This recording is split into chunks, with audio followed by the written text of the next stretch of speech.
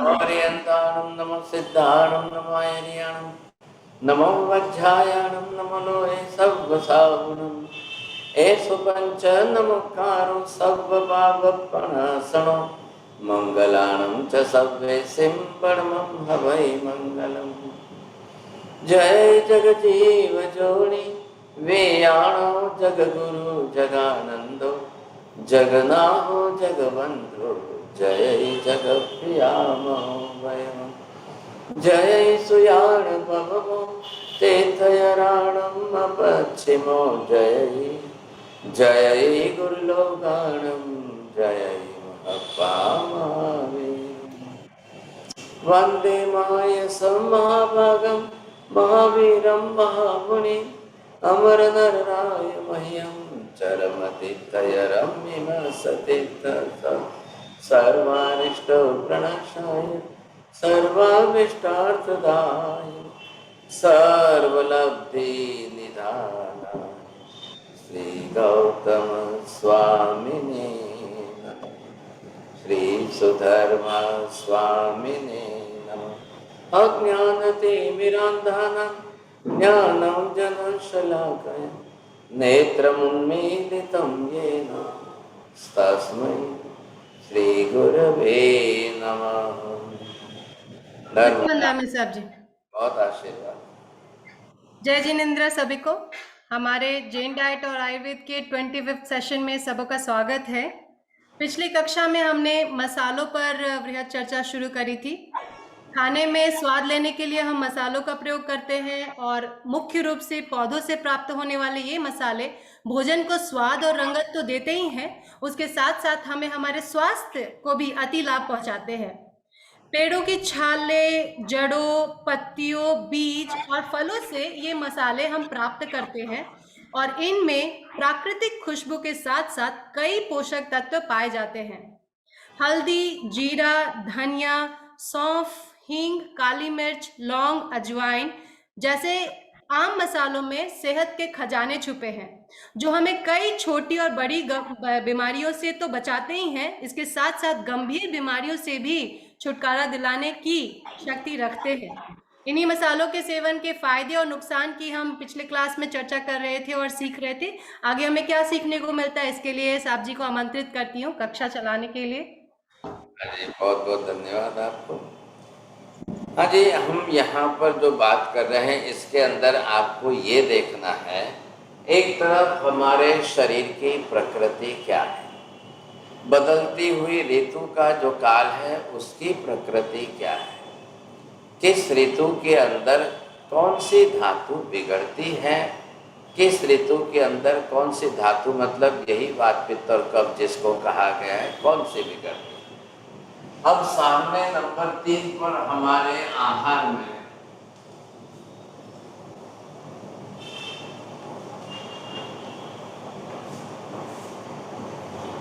अब तीसरे नंबर पर आहार आप जो ले रहे हो, कर रहे हो, उसकी प्रकृति क्या है। अब ये है कि तीनों की प्रकृति मैच होनी चाहिए। अब आपके शरीर की प्रकृति आपको ध्यान में आ गई, वात प्रकृति है, पित्त प्रकृति है, कफ प्रकृति। सामने ऋतु कौन सी चल रही है, काल कौन सा चल रहा है, प्रत्येक वस्तु देख लीजिए। ऋतु के अंदर भी आपको सुबह के काल में, मध्याह्न काल में, सायं काल में, रात्रि काल में आपको किस समय कौन सा आहार आपकी प्रकृति के लिए अनुकूल है। क्यों ऐसा, इसका कारण ये है कि दोपहर के अंदर धूप तेज हो तो पित्त बढ़ेगा, रात्रि काल के अंदर कफ बढ़ेगा, प्रातः काल के अंदर वात बढ़ेगी। किसी किसी को प्रातः काल में कफ बढ़ता है, रात को वायु बढ़ती है। ये अपने शरीर की प्रकृति के हिसाब से परिवर्तन होता रहता है।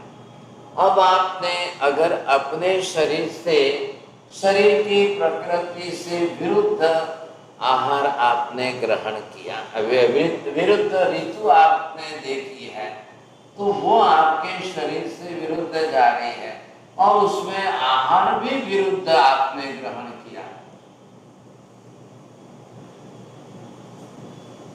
अब क्या होगा, ये इसको बिगाड़ेंगे, ये इसको बिगाड़ेंगे सब। तो इस तरह से दोनों ही आपके शरीर पर नुकसान करेंगे सब। ध्यान रखिए, डेड बॉडी के अंदर कोई प्रकृति नहीं होती है। डेड बॉडी में वात भी नहीं, पित्त भी नहीं, कफ भी नहीं, कुछ भी नहीं बनता है। लेकिन इस समय हमारे शरीर के अंदर सब कुछ बनेगा। प्रत्येक आहार वात पित्त कफ की प्रकृति वाला ही होता है। प्रत्येक में किसमें क्या ज्यादा है, किसमें क्या ज्यादा है, किसमें क्या ज्यादा है, किसमें क्या ज्यादा है। अब इस तरह से इन तीनों के मिश्रण से कब आपके शरीर के अंदर आकर के, अब यहाँ पर आपके शरीर में कैसे जो है ये रोग के लक्षण तैयार हुए।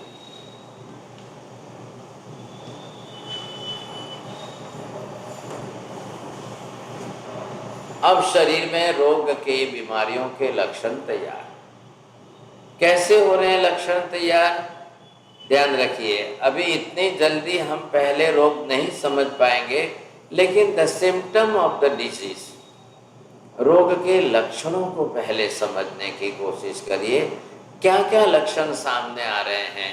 नंबर 1, सबके पहले आपके शरीर में टेम्परेचर अप डाउन होगा। Number 2, blood pressure up down होगा। नंबर 3, आपका डाइजेशन अपसेट होगा। नंबर 4, आपका यूरिन प्रॉब्लम। नंबर 5, आपका कॉन्स्टिपेशन का ये। नंबर 7, आपके कॉफ एंड कोल्ड आदि। नंबर 8, आपको हेडेक आदि आना। नंबर 9, ईटर अन्य कोई भी पेन वगैरह शुरू होना। ये सारे बेसिक लक्षण हैं किसी भी डिजीज के लिए। ये सारे 9-10 जो है ये सबसे पहले लक्षण है। जो भी होगा बॉडी उसको व्यक्त करेगी। डॉक्टर के पास जाएंगे, डॉक्टर आपकी जीभ देखेंगे, आपके जो है हाथ देखेंगे, नाड़ी देखेंगे, टेम्परेचर मापेगा, ब्लड प्रेशर मापेगा। क्यों कर रहे हैं ये? क्यों कर रहे हैं? एक डॉक्टर के लिए अनिवार्य हो गया कि भी कोई पेशेंट आ जाए तो सबसे पहले ये कॉमन सिम्टम्स तो देख ही लेने चाहिए।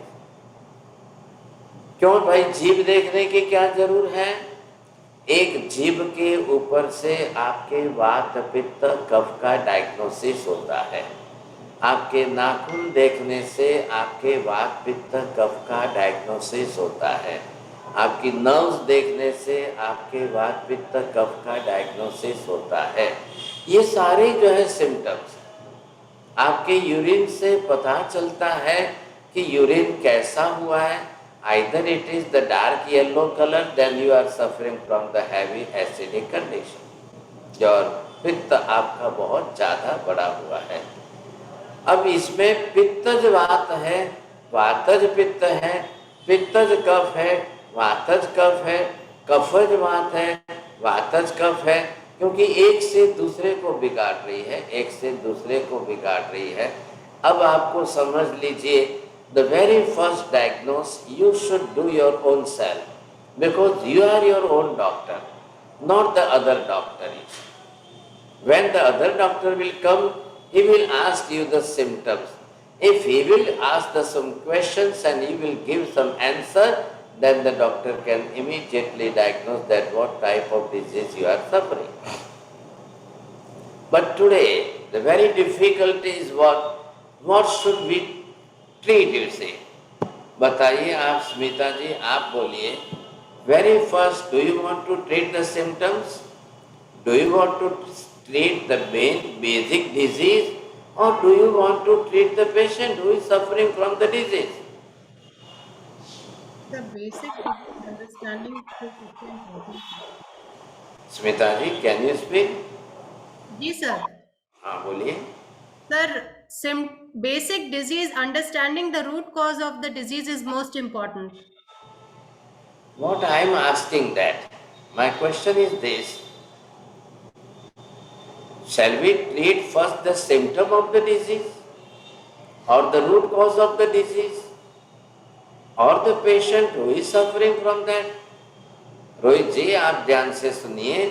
What the homeopathy says that forget about the symptoms, Forget about the root cause of disease, but concentrate on the proper person, that who is suffering from what type of the disease. Symptoms are only helpful for the diagnostic system. आ रही है ख्याल में आपको बात? बोलिए रोहित जी।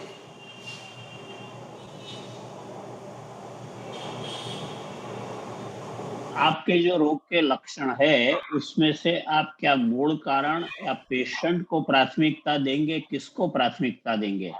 नहीं, मैं आपको क्या कह रहा हूं, आप समझिए। Symptoms are not for treatment, symptoms are only for the diagnostic system. You should not treat the symptoms.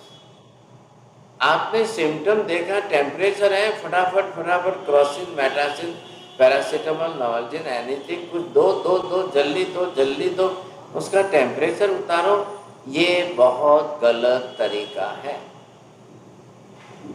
If the patient is suffering from any type of cough and cold, please, this is the symptom, this is not the disease. What I want to clear you, please concentrate on my words that मैं क्या कहना चाह रहा हूं। Immediate अगर कोई doctor symptoms की treatment करता है, then he is not the perfect doctor, he is not the master of that. ध्यान रखिए आप। और आजकल सब यही चल रहा है, शॉर्टकट जो आपने बनाया है, इन शॉर्टकट के अंदर पेशेंट डॉक्टर के पास जाता है, डॉक्टर साहब he is suffering from fever, doctor फटाफट इंजेक्शन देगा, टेम्परेचर उतारेगा। ये गलती है साहब, ऐसा नहीं करना चाहिए। 9 वर्ष की एक लड़की स्कूल से आई, मम्मी मेरे को टेम्परेचर है, उसी क्षण मम्मी उसको डॉक्टर के पास ले गई, डॉक्टर साहब इसको इंजेक्शन दो। चलो डॉक्टर भी तैयार है, जानते हैं कि बड़े घर की है साहब, अगर गोली देवे तो फालतू 10 रुपया में जाएगा, इंजेक्शन दो तो 100 रुपया मिलेगा। अब डॉक्टर भी आ गए लोग में, फटाक से इंजेक्शन दिया। मम्मी वापस दोपहर को 3 बजे लेके आई, डॉक्टर साहब बुखार नहीं उतरा है, दूसरा इंजेक्शन। रात को लेके आए, तीसरा इंजेक्शन, डॉक्टर साहब बुखार नहीं उतर रहा है। मम्मी परेशान है, बेटी अभी तक सोई हुई है, क्या करूं, सुबह स्कूल भेजना है। डॉक्टर साहब ने दूसरा दिन, तीसरा दिन, 2 दिन तक, 3 दिन तक, दिन में 3 इंजेक्शन देते रहे। Doctor is not bothered about that, what type of the main disease, what is the root cause of the disease. He is not ready for that. He is just giving the injection according to the symptom of the disease. You might be not believing Smita ji, the doctor was giving heavy antibiotics and other injection up to the 9th day. 9 दिन तक जो है doctor रोज के 3 injection देता रहा। तो 9वें दिन लड़की अपनी मम्मी से बोल रही, मम्मी एक ड्रॉप भी यूरिन क्यों नहीं हो रहा है, कल भी नहीं हुआ, परसों भी नहीं हुआ, यूरिन बिल्कुल नहीं हो रहा। फिर मम्मी लेके गई डॉक्टर साहब के पास, डॉक्टर साहब क्या बात है, इसको यूरिन नहीं हो रहा। तो डॉक्टर ने बोला, भाई आप तो यूरोलॉजिस्ट के पास चले जाओ। तो बॉम्बे के अंदर बड़ी हॉस्पिटल है यूरोलॉजिस्ट की, वहाँ गए। उस डॉक्टर ने डायग्नोसिस किया और डायग्नोसिस करके हिस्ट्री पूछी। वो बच्ची बोल रही है कि कितने दिन हो गए यूरिन नहीं हो रहा है। वो बोले मैं 3-4 दिन तो बरोबर जानती हूँ, लेकिन मेरे को तो 9 दिन तक इंजेक्शन दे रहे हैं। डॉक्टर ने पूछा, भाई उस डॉक्टर का नंबर दो, उससे बात कराओ, कौन डॉक्टर है, कौन इंजेक्शन दे रहा था। तो उन डॉक्टर का इंजेक्शन नंबर से बात कराई। अब मम्मी ने डर के मारे जो है अपने पति से फ़ोन किया, पति को बुलाया उन्होंने, वो बाहरगांव गए हुए थे, आए और डॉक्टर से बात करने लगे। डॉक्टर ने कहा कि वो यूरोलॉजिस्ट ने कहा कि भाई वो कौन डॉक्टर है, वो मूर्ख आदमी है, उसके ऊपर कोर्ट में केस करो, जेल में डालो। इस बच्चे की दोनों किडनी फेल कर दी, खराब कर दी उसने। ये क्या कर दिया, 9 बरस की छोटी सी बच्ची, और उसकी ये हालत कर दी कि उसके दोनों किडनी खलास हो गई। जल्दी करो, पहले आप उस डॉक्टर पर FIR करो, केस करके उससे जेल में डालो। अब आप सोचिए क्या करना। चलो ये चक्कर तो चलेगा, अब डॉक्टर को जेल होगी कि नहीं होगी कि क्या होगा वो स्टोरी मत सुनिए आप। मुझे ये बताइए 9 बरस की उस बेटी का क्या होगा। अब उसको 5 दिन हो गए, एक ड्रॉप पेशाब नहीं हो रहा है।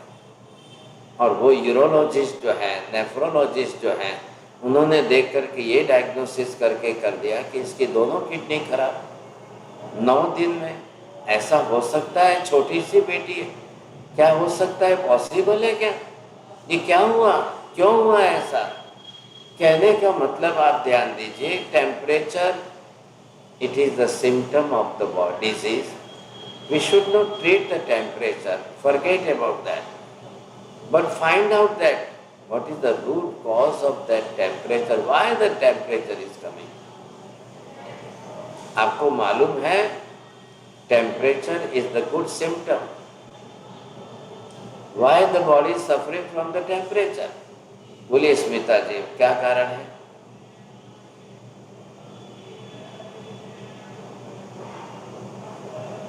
सर, शरीर के कुछ वात पित्त कफ के कुछ अग्रवेट होने से ये टेम्परेचर ऊपर नीचे होता है सर। देखिए बात ऐसी है कि जब कोई एंटीबॉडीज हमारी बॉडी में घुस जाती है, कोई ऐसे जो है डिजीज की, अगर कोई जर्म्स आ गए, बैक्टीरियाज आ गए, कोई वर्म्स आ गए, कोई वायरस आ गया, कुछ भी आ गया, सिर से लेकर पैर तक हमारी बॉडी इतनी सेंसिटिव है, इतनी एक्टिव है कि वो एक भी फॉरेन बॉडी को अंदर नहीं रख सकती है, एक भी एंटीबायोटिक को अंदर नहीं रख सकती है। एक भी वायरस कोई बाहर से आया तो शरीर सबसे पहले अपना टेम्परेचर बढ़ाता है। क्यों बढ़ाता है? शरीर का टेम्परेचर बढ़ेगा तो दैट वायरस और the bacteria should not move inside the body. Due to that over temperature, that bacteria or the virus will kill immediately and then it will go out, you see. It should not develop any system in the body. सबसे बड़ी बात ये है, ख्याल आया? तो body अपना nature जो है वो समझती है कि बॉडी, हमारी बॉडी उससे लड़ रही है। That is the symptom of the temperature. The temperature shows that your natural body, your nature of the body is just fighting and boxing with that another antibiotic which is coming already in your body. Either it may be the bacteria or maybe the virus, whatever it may be. It is not suit in our body, it is not suitable, it cannot match with our body. That's why the body increase the temperature. And due to that high temperature, that bacteria or the virus can be killed and it will go out. तो ये जो है आप पहले basic principle समझ लो, कभी हमको ये गलती नहीं करनी है। तो अब आपको अगर बॉडी में इन्फेक्शन है, आपको टेम्परेचर आएगा।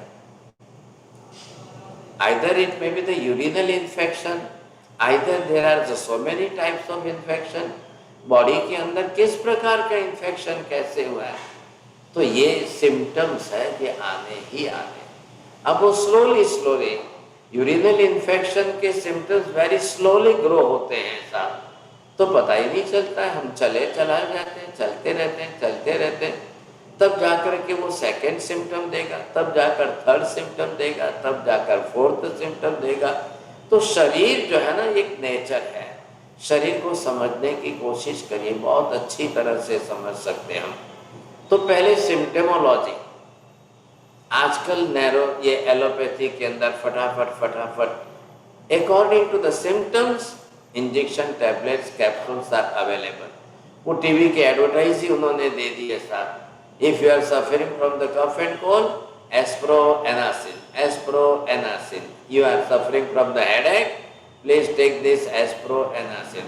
अब कई घर की महिलाओं ने तो वो क्रोसिन, मेटासिन, नोवाल्जिन जो है वो क्या है घर में तैयार रखी है सब, जो एडवर्टाइज पर आती है, जिसकी एडवर्टाइज होती है, लोग घर में भर के तैयार रख लेते हैं, फटाफट लेते रहो। इसी में ऐसे फटाफट लेने से आप अपना केस बिगाड़ लेते। हम खुद ही बिगाड़ते हैं और डॉक्टर भी बिगाड़ते हैं। डॉक्टरों को पैसा कमाना होता है ना, डॉक्टरों को तो एक इंजेक्शन देंगे तो 4 गुना मिलेगा, सब वो क्यों फिर टैबलेट क्यों लिख के देंगे, क्या लगेगा। ये तकलीफ आज की तारीख में बहुत बड़ी हो गई है। We can say that there is no. I will take an opportunity to inform all our members here कि कल हमारा जेन टॉक्स का माइलस्टोन सेशन 158 यानी कि 150वां सेशन होने वाला है। तो I cordially invite all of you to attend the session. हमारे लिए ये बहुत ही स्पेशल होने वाला है बिकॉज 2 वजह से, क्योंकि हमारी जो कल की जो स्पीकर हैं वो हमारी ताई अंजना ताई जिनका नाम है वो मैं थोड़ा उनके बारे में परिचय दूंगी। उनका पूरा नाम हुआ परम पूज्य आचार्य डॉक्टर श्री चंदना महाराज जी, जो कि हमारी अवार्ड विनर हैं इस दफ़ा की। और वो उन्होंने सोशल बिहार से हैं वो, और उन्होंने बहुत बहुत बढ़िया काम किया है। और उनका जो जीवन रहा है वो भगवान महावीर के जीवन को बिल्कुल एक सेम रूप से दर्शाता है। और सौभाग्यवश उनका टॉपिक भी कल का भगवान महावीर के लाइफस्टाइल पे बात चर्चा है। तो I would request you all to attend the class as a special, because ये हमारे लिए स्पेशल सेशन है, इसलिए हमने इसे 8 बजे रखा है बजाय 8:30 के, जो कि हमारा रेगुलर टाइमिंग है। So please join us and encourage us on and to celebrate our 158th episode of Jain Talks. चलिए साहब, तो बात ये जो चल रही है हमारी कि किस तरह से शरीर की प्रकृति को पहले समझ लो। आपकी वात प्रकृति है या पित्त प्रकृति है या कफ प्रकृति। सामने ऋतु इस समय वर्षा काल है। वर्षा ऋतु के अंदर सबसे ज्यादा जो है वात प्रकृति बिगड़ती है, वायु बिगड़ता है। अब आपके शरीर की भी वात प्रकृति है और वर्षा ऋतु भी आ गई, तो समझ लेना कि अब डबल रिस्क है। डबल रिस्क मतलब क्या हुआ, 50% आपकी बॉडी का जो प्रकृति है, और इस समय सामने चल रही है वात प्रकृति को बिगाड़ने वाली सीजन। क्यों भाई साहब, क्या हो गया, हम पहले भी समझ चुके हैं। अब आप तो देख ही रहे हो, समझे कि नहीं, कितने दिन हो गए सूरज ही नहीं निकल रहा है, घने बादल छाए हुए हैं, डार्क बादल है, बारिश ही हो रही है, थोड़ी थोड़ी देर में बार बार बारिश हो रही है। एटमॉस्फेयर इतना बिगड़ गया, सोचिए। अब इसके अंदर जो है बारिश के अंदर चारों तरफ जीव जंतु पैदा ज़्यादा हो जाते हैं साहब, फंगल इन्फेक्शन होने के चांसेस ज़्यादा है, ख्याल है कि नहीं। ऐसी स्थिति के अंदर आपकी वात प्रकृति है और ऋतु वातु वात वाली होगी, वायु का प्रकोप और बढ़ाने वाली। अब आपने आहार भी वात प्रकृति वाला ले लिया। आपको इस सीजन में दही नहीं खाना चाहिए। आपने दही बड़ा खा लिया साहब, छोले पूरी आपने खा ली, राजमा आपने ज़्यादा खा लिया, पत्ता गोभी की सब्जी आपने खा ली, डबल बी की या वालोर की सब्जी, वाल पापड़ी की सब्जी, चने की आइटम, बेसन की आइटम, किसी किसी को क्या पसंद है, किसी को क्या पसंद है, समझ नहीं आ रहा है। तो क्या हो गया, ये तीन साथ में मिल गए साथ। इसका जो है इसके साथ में ये जुड़ गया, इसके साथ में ये जुड़ गया, मतलब क्या हुआ, तीनों की प्रकृति वात प्रकोपित और बढ़ाने वाली। आप ध्यान रखिए, heart attack it is nothing but 90% heart attack is only the वात प्रकोप है, महावात प्रकोप। इधर देखिए, मैंने आपको ये बताया कि वात प्रकृति से महावात कैसे हो रहा है।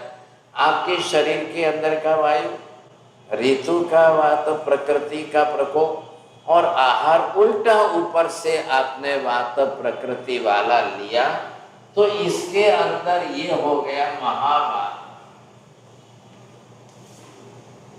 अब इसको महावात बोलते हैं, आप इसको बोलिए वात प्रकोप। अब ये वायु बिगड़ने से समान वायु बिगड़ गई, अपान वायु बिगड़ गई, नीचे की वायु ऊपर आ गई तो आपको हार्ट अटैक लगा साहब, थोड़ा सा एंजिनल पेन हुआ, हार्ट पर आपको थोड़ा सा पेन लगा, आप डॉक्टर के पास गए तो वो तो तैयारी बैठे, आओ भैया, वो तो तुरंत उन्होंने बोले आपको अटैक आया है, चलो अब एंजियोग्राफी करेंगे, तो वो एंजियोप्लास्टी करेंगे, नहीं नहीं नहीं बाईपास ही करा लो ना भाई साहब, क्यों ऐसा कर रहे हो? अरे ये तो वातव प्रकोप है, न तो एंजियोग्राफी की जरूरत है, न एंजियोप्लास्टी की जरूरत है, न बाईपास की जरूरत। हुआ ये कि डाइजेशन बिगड़ गया, कॉन्स्टिपेशन सीवियर है साहब, क्या ना, एक पेशेंट को तो डॉक्टर ने ऑपरेशन में ले लिया है और 4-5 दिन से पेशेंट जो है वो टॉयलेट बाथरूम गया ही नहीं है साहब, मोशन क्लीन ही नहीं हुआ है, और फिर भी जो है इंजेक्शन देते देते 5 दिन हॉस्पिटल में रखकर बाईपास के लिए ले रहे साहब। क्या तकलीफ है, क्या परिस्थिति हो रही है? ऐसी परिस्थितियों के अंदर करना क्या चाहिए, सोचिए आप सुनिए। तो ये सारी समस्याएं बहुत भारी है, बहुत भारी है। एक महाराज जी को इंदौर से बेंगलोर लाए साहब, मैं उस समय बेंगलोर चिकपेट में था और इंदौर हॉस्पिटल में थे, और वहां से बेंगलोर की हॉस्पिटल में शिफ्ट किया, बाय प्लेन लाए, और फिर इंदौर में भी 7-8 दिन रखे, 10 दिन रखे थे, और बेंगलोर की हॉस्पिटल में आकर और उनको 5-7 दिन रखे। मुझे तो कुछ भी पता नहीं था साहब। दोपहर को 2 बजे जो है उनको वहां से हॉस्पिटल से डिस्चार्ज दिया, छोड़ा, और यहाँ पास में सब जने मिलकर लेके आए। You will not believe that he was the young person, केवल 35 या ऐसी कुछ एज थी। मैंने कहा ये सब क्या है साहब? फिर उन्होंने आते ही वो सारी दवाइयाँ निकाली और इतना ढेर सारा कर दिया। फिर उनके शिष्य नंबर 1 ये, नंबर 2 ये, नंबर 3 ये लेनी है, ये लेनी है, इसके बाद ये लेनी है, यही चक्कर उनका चलता रहा। मैंने कहा है क्या, बात क्या है? तो मैंने उनको पहला प्रश्न पूछा कि भाई आप टॉयलेट बाथरूम कितनी बार जाके आए हो, मोशन कितने दिन से आपको क्लियर हुआ है कि नहीं हुआ है, क्या हुआ है आपको? तो वो तो बोलते मैं तो 8-10 दिन से नहीं गया।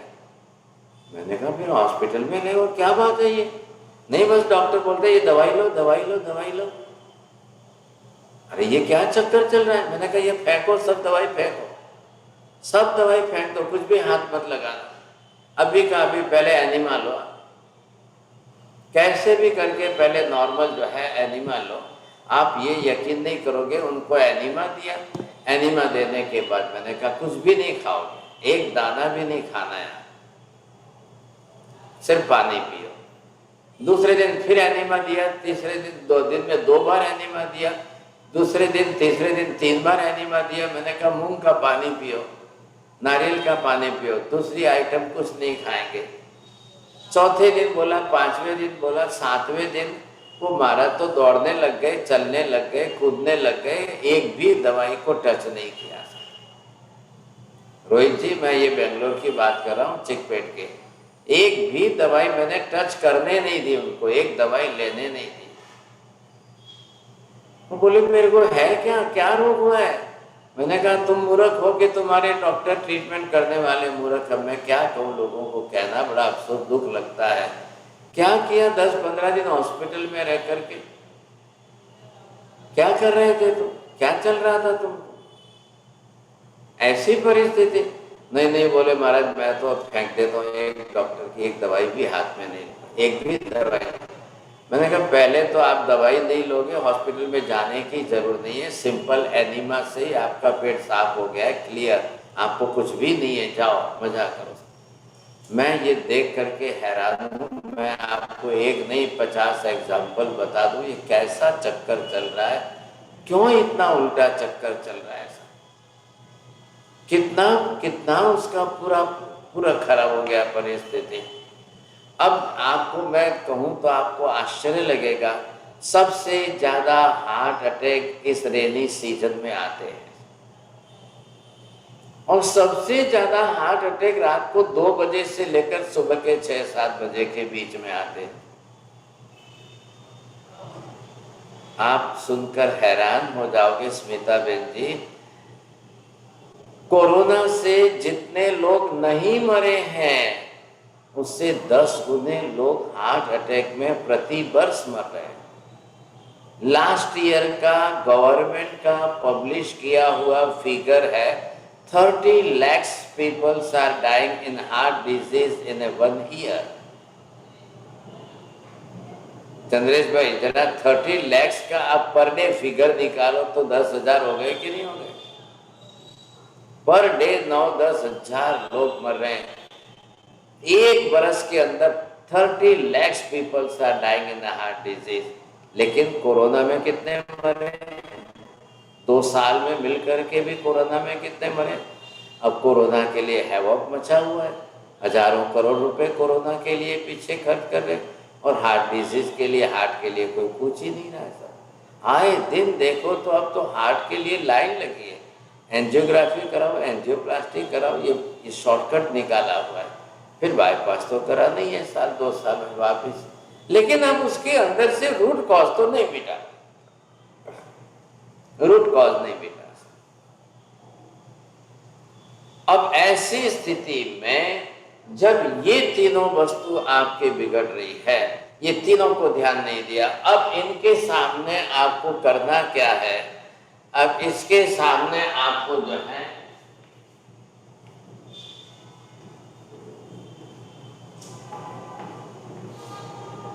अब इन मसालों का उपयोग करिए। अब आप आहार की प्रकृति पहले बदलिए, ऋतु के अनुसार मसालों का उपयोग करिए, क्योंकि इन मसालों के अंदर आप 3 डिवीजन दिए हुए हैं। अब इन 3 डिवीजन के अंदर नंबर 1 के अंदर जो है 70% मसाले जो है वात नाशक है।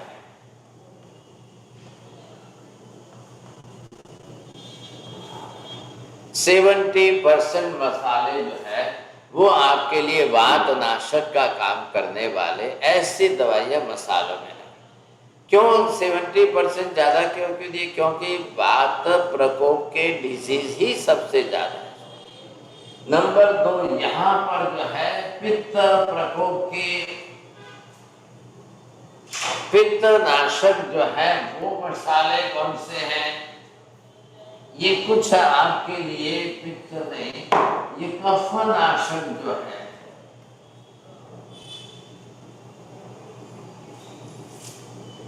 नंबर 2 और नंबर 3 पर जो है पित्त नाशक।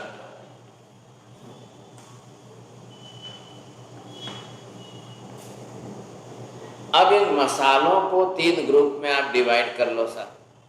अब आप पूरा लिस्ट बनाएंगे, आपको ख्याल आ जाएगा इनके अंदर जो है कौन कौन से मसाले हैं साहब। ये जो है सूंठ,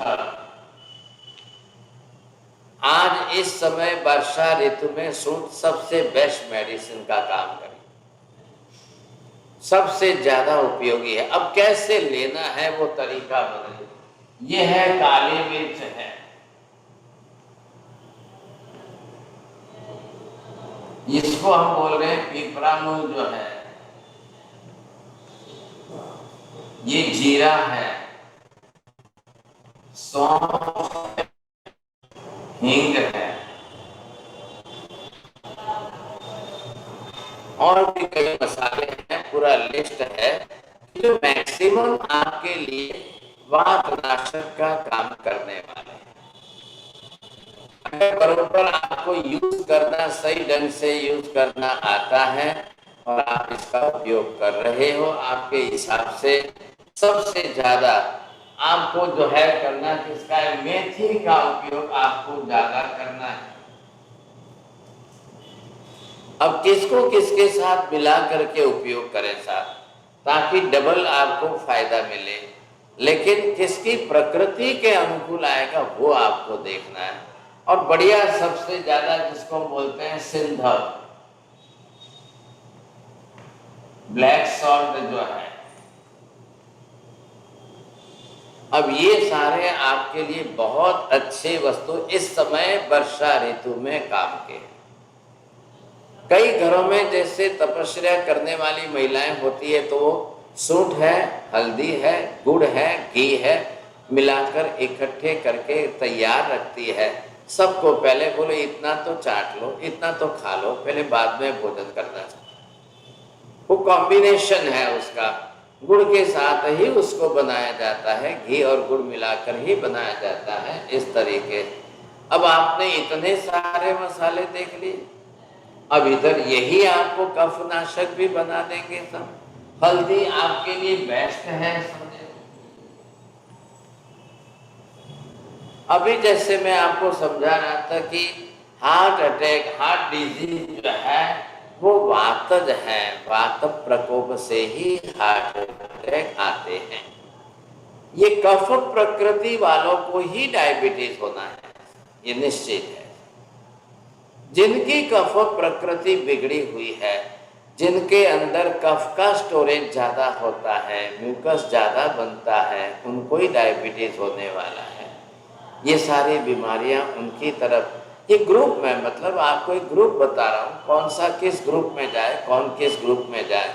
अब कैंसर जाएगा पित्त ग्रुप में, एसिडिटी जाएगी, हाइपर एसिडिटी जाएगी, आपकी थायराइड आपकी जाएगी, हेडेक आपका जाएगा, माइग्रेन आपका जाएगा।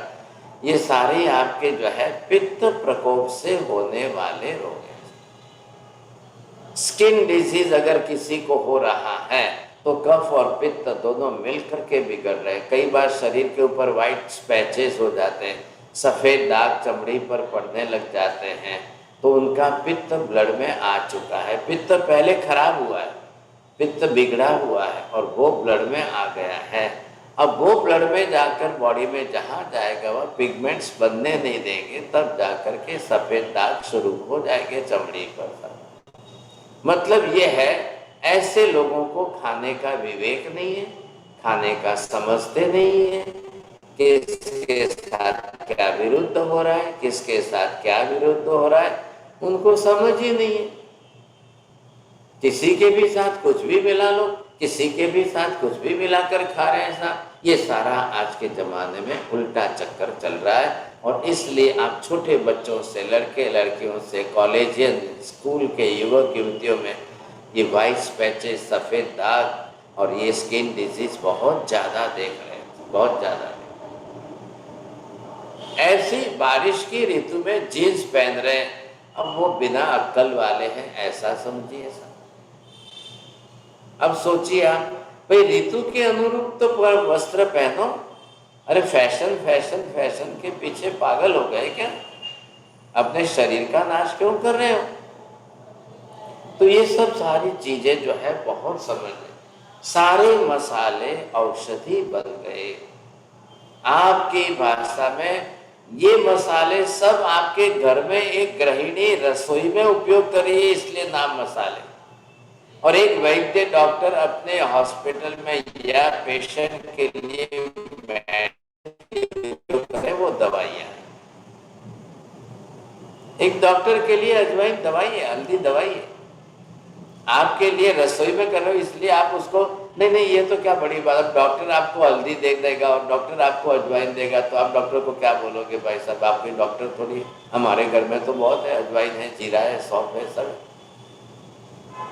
ऐसा नहीं है साहब, आपको सोचना पड़ेगा, आपको समझना पड़ेगा। जब तक घर के अंदर इन मसालों से ट्रीटमेंट हो रही है वहां तक बाहर की कोई दवाई आपको लेनी ही नहीं चाहिए।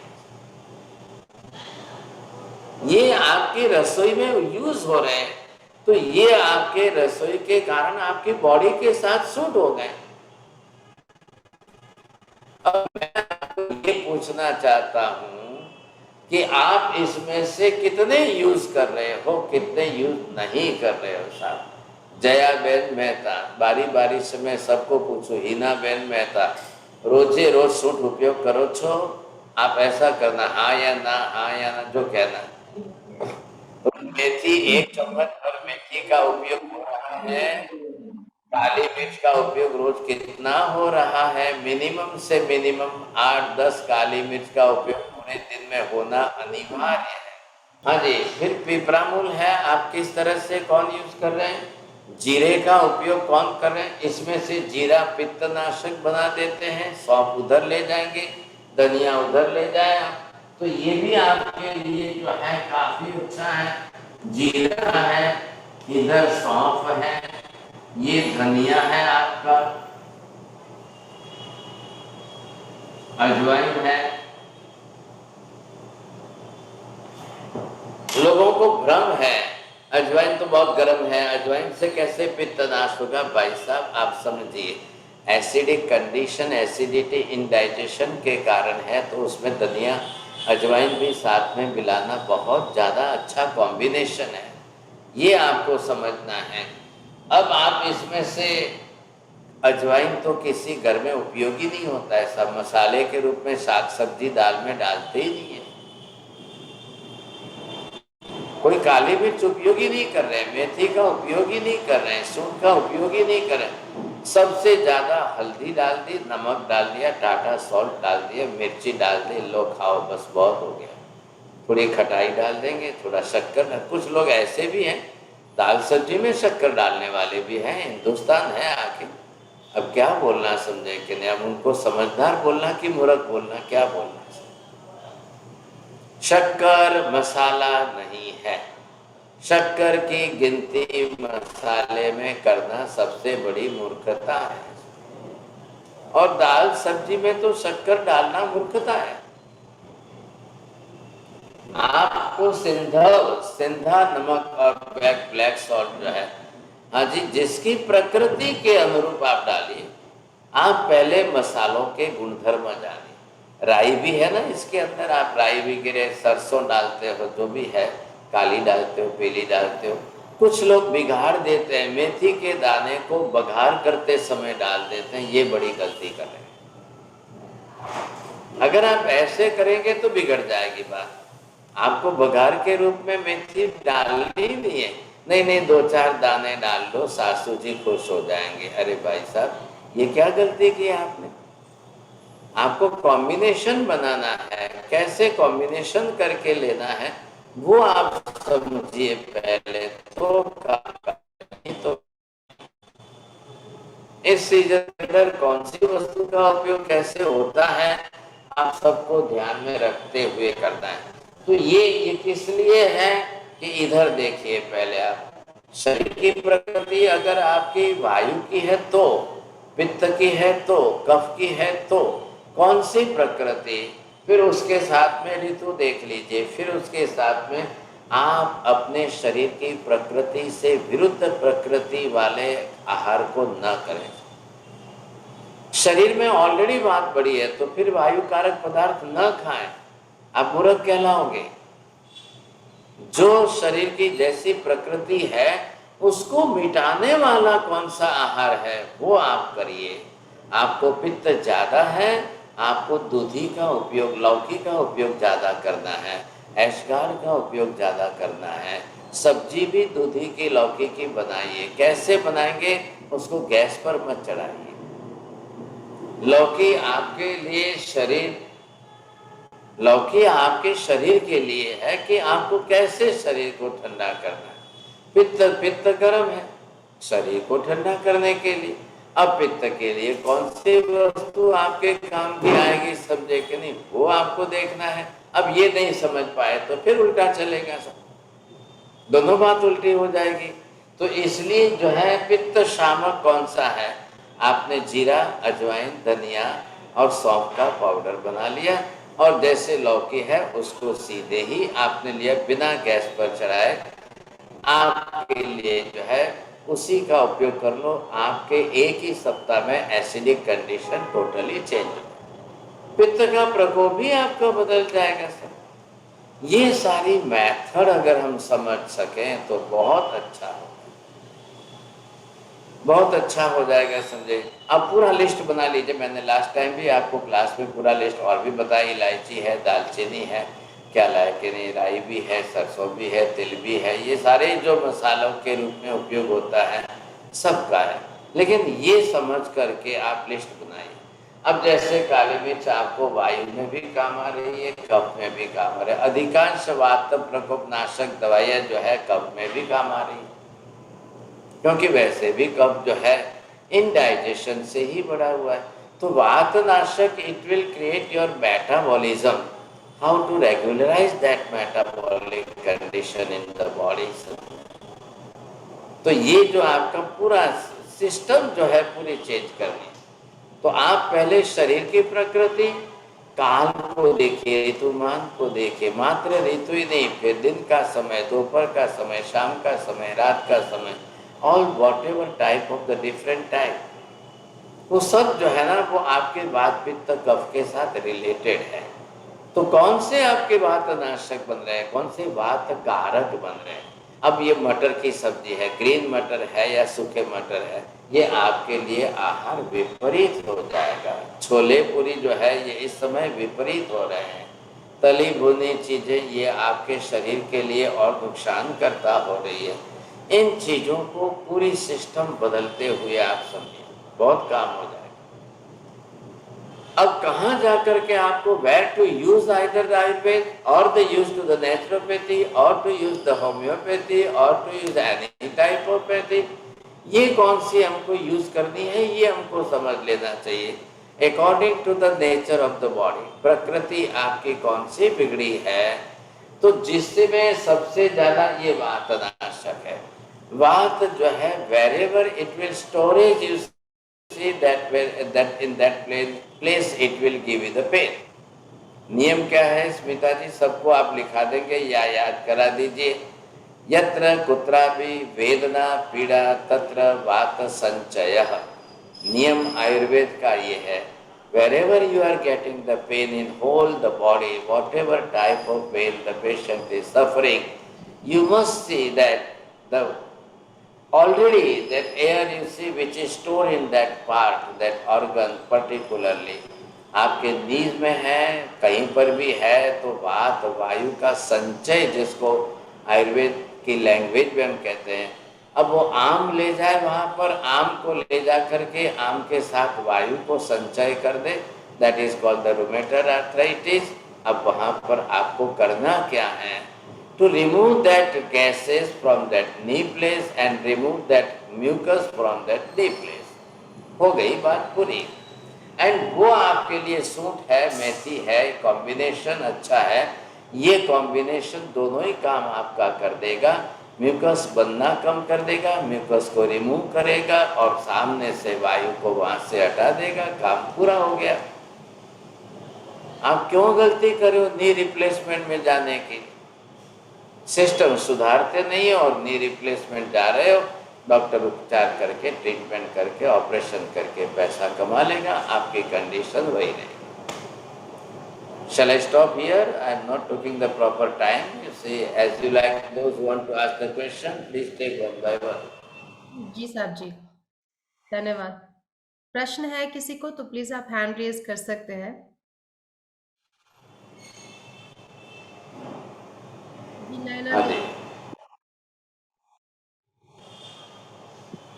મધ્યાહન વંદનામે મારા સાહેબ હું આ પિત્ત માટે આ લઉં છું, મને વાત ને પિત્ત બેઓ છે અને પિત્ત માટે હું જીરો સોંફ ધનિયા ને ગુડ ના પાણી સાથે લેવું છું। તો હવે આ દૂધીનો રસ બી એના સાથે લેવું જોઈએ? નહીં, એક વખત પહેલા પિત્તનું શમન કરવા માટે પહેલા કુંજલ ક્રિયા કરીને પિત્તનું વમન કરો। સવારે 4-5 ગ્લાસ પાણી પીને પિત્તનું વમન કરી દેવું। એટલે એક વખત ધીરે ધીરે એક વીકની અંદર કુંજલ ક્રિયાથી તમારું પિત્ત શમી જાય, એ પછી તમે આ કરો એટલે આ તમારા માટે બરોબર છે। हाँ जी, रोहित भाई बोलिए। रोहित भाई आप। हाँ जी, नमस्ते। मथेरंग वंदावी साहेब जी, आ पेलू कहेवाતું હતું ગુજરાતીમાં કે કોની માએ સવાસેર સૂંઠ ખાધી છે, તો એ આને ઉદ્દેશીને કહેતા હશે? अरे भाई वो अलग कॉन्टेक्स्ट में है, आप उसकी बात जान। आप अभी बारिश है तो आप सूंठ का कॉम्बिनेशन बनाकर खाने लगिए। अगर जी आपका पित्त है तो सूंठ को डायरेक्ट मत खाइए, उसको भी जी जो है घी और साथ मिक्स करके खाइए। जी जी जी, हाँ जी, धन्यवाद। या नरेंद्र भाई। साहिब जी मथेरन वंदामी। त्रिकाल वंदना साहब जी, वो हम पराठा जो बनाते हैं उसमें अजवाइन और सौंफ मिला के खाएं, उसमें चलता है? वर्षा ऋतु में पराठा भूल से भी नहीं खाना चाहिए। आप अजवाइन सौंफ जीरा जो है किसी में भी डाल दो, ऐसे ही खा लोगे चलेगा, लेकिन ये पराठा की आदत ही निकाल दो। ठीक है सर, बराबर है। ना एक कटोरी दलिया के अंदर 2-4 काली मिर्च और अजवाइन डाल दो, बेस्ट हो जाएगा। Meena ben ji, what do you want to ask the question? Yes, I wanted to check. What is, when you say rheumatoid arthritis, so what is the cartilage builder? Because otherwise arthritis is in the knees is because of the cartilage which gets degenerated. So what would be the builder for that? I'm not understanding your question very well. Smita ji, can you explain the तो वो question? कह रहे हैं कि जो हमारा जो arthritis हो जाता है, नीज का जो आर्थराइटिस हो जाता है, वो कार्टिलेज के can you explain the term Meena ji, what you using the term? Sorry, I didn't get it. What you can do that, 1 teaspoon of the soot, the ginger powder, not the real ginger you see. Take the soot powder and just boil in the 2 glass and just burn it 1 glass and then put some jaggery in that. In early in the morning when you are taking that, please use the 1 teaspoon of the particularly oil you see.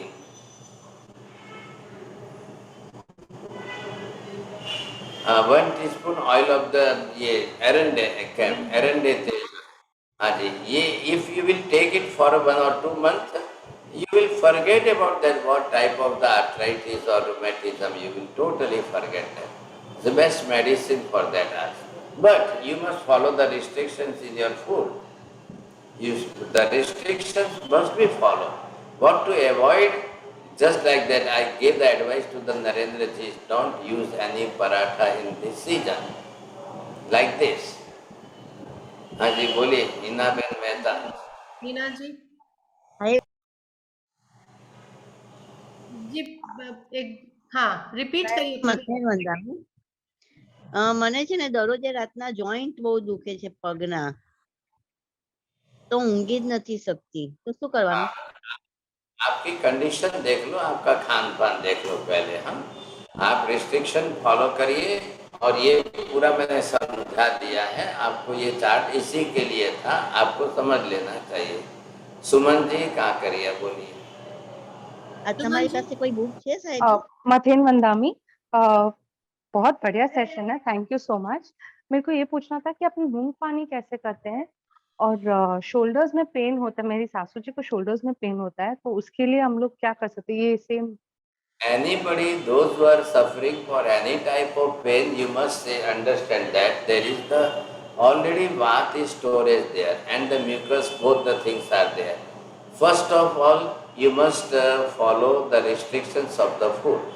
What type of food we should take and what should not we take, this is the basic fundamental things. I am not giving you the prescription every time here, you see, because what type of your food system is, what type of system of the food you are following.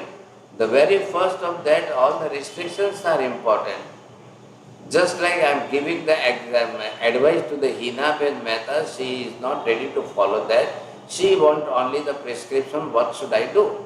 But I don't know about that, what is their food and what they are eating and whatever type of the things you see. So very first of all, please avoid all the things and then follow this chart, you see. Because your diagnosis is proper. If having the shoulder pain, there is the pain. Then why the pain is there? Because of the air is already stored there and the mucus is there. If the mucus is already stored in the intestine, if you will not remove it, there will be no clarity, no treatment properly. हाँ जी, रचना बहन जी बोलिए। रचना जी जी साहिब जी त्रिकाल वंदना। साहिब जी, वात पित्त प्रकृति वाले अजवाइन ले सकते हैं क्या? अजवाइन को जरूर लीजिए, लेकिन अजवाइन के साथ जीरा सौंफ मिक्स करके लीजिए और ज्यादा फायदा होगा दोनों को। तो पित्त ज्यादा है ना, इसलिए उनको जरूर। लेकिन पहले मैंने कहा है 1 week you follow the naturopathic system, just to eat, drink the water 4 to 5 glass and remove the acid outside, that is Kunjal क्रिया। पहले ही पित्त को दबाना शमाना मत करिए, पहले उसको निकालने की कोशिश करिए, फिर आप अपने कंट्रोल करिए और फिर अपनी तरह से इस चार्ट को बरोबर यूज करिए। तो कहाँ आपको कौन सा यूज करना है आपको ख्याल आ जाएगा। हाँ जी, पर प्रवीणा बहन तो रेगुलर क्लाइंट, हर बार बरोबर ही पूछेंगे साहब, वो उनका वही प्रश्न नहीं आकर रुकेगा। देखें आप सुन लो।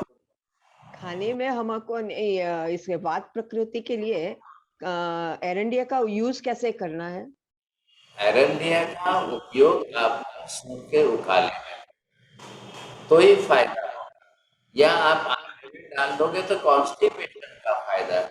Because what type of the वात डिजीज, वायु के कौन से रोग में आप, वायु के किस रोग में आप किस किस प्रकार के डिस्टर्ब है, उस हिसाब से कॉम्बिनेशन चेंज करते रहना फायदे में रहेगा साहब।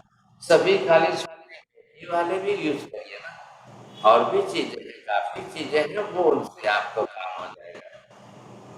चलिए साहब, मंगलाचरण करो, कोई नहीं है। जी साहब जी, थैंक यू सो मच। जी साहब जी, नमो अनंताणं, नमो सिद्धाणं, नमो आर्याणं, नमो वज्रायाणं, नमो लोये सर्वसाहुणं, एषो पंचं नमस्कारो सर्वपापप्रणाशं, मंगलानं च सर्वेषां परमं हवै मंगलम्।